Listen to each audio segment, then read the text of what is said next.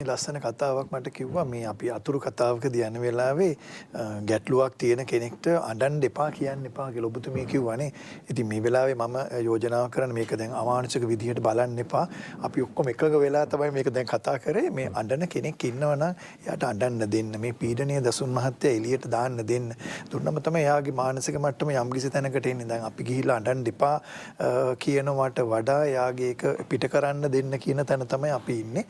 ඊට පස්සේ කොහොම හරි මේ වෙලාවේදී දැන් පොත්පත් ටික නැහැ වුණොත් අපිට යම්කිසි කාලෙද මාස 6ක් බෑනේ මැඩම් නේද ওই වෙලාවේ.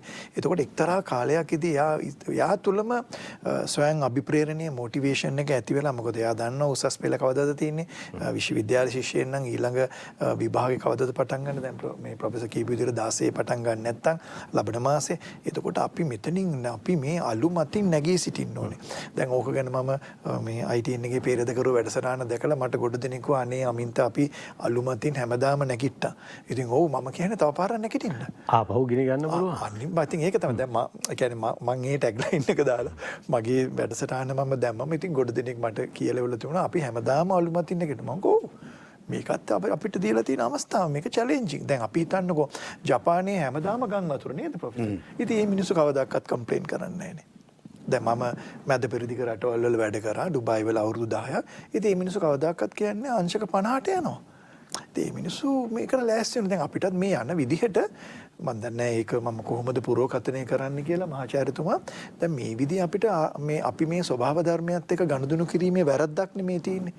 මේ ස්වභාව ධර්මයට අවනතව නැතුව ඇවිල්ලා ස්වභාව ධර්මයේ නඩු අහන වෙලාව. එතකොට අපිට මේ වෙලාවේදී අඩි ගාණක් පස්සට යන්න වෙනවා දසුන් මහත්තයා. ගිහිල් ඉවරලා මේක මම මේ වචනේ පාවිච්චි කරන්න කැමති නැහැ. ආශිර්වාදයක් කරගන්න වෙනවා. මොකද හේතුව අපි ජීවිතේ කවදාකවත් නොලැබිච්ච විදිහේ විදේශ ආධාර ප්‍රමාණයක් මම මේ වැඩසටහනට ඉන්දිසල කතා කරනවා කිව්වේ මේක හිතා ගන්න බැරි විදිහේ ද්‍රව්‍යමය ආධාර මානසික ආධාර අපිට ලැබෙන වෙලාවක් නේද මහාචාර්යතුමනි. ඒ නිසා අපි මේ වෙලාවේදී අපි තනි වෙලා නැහැනේ. රටක් විදියට අපි තනි වෙලා නැහැ. දිස්ත්‍රික්කයක් විදියට අපි තනි වෙලා නැහැ. දැන් බලන්න උතුරේ කට්ටිය එනවනේ දකුණට ඔබතුමා කිව්වා වගේ මම දැක්කා මේ ටැග්ලයින් එකක් ගියා මහතර කට්ටිය යනවා බදුල්ල බේර ගන්න.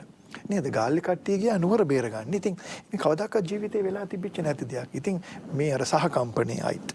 එතකොට මේක අරගෙන අපි ඉස්සරහට යන් ඔබ වැටෙන්න දවසක් දෙකක් සතියක් දසුන් මහත්තයා හැබැයි ඊට වඩා ඉන්න එපා. මොකද හේතුව ඔබේ ජයග්‍රහණය ඔබ දැන් ඔබ මේ ලෝකෙට එනකොට ඔබට අරගෙන ආපු දෙයක් තියෙනවනේ නේ අපිට ඒක වෙනස් කරන්න බෑනේ.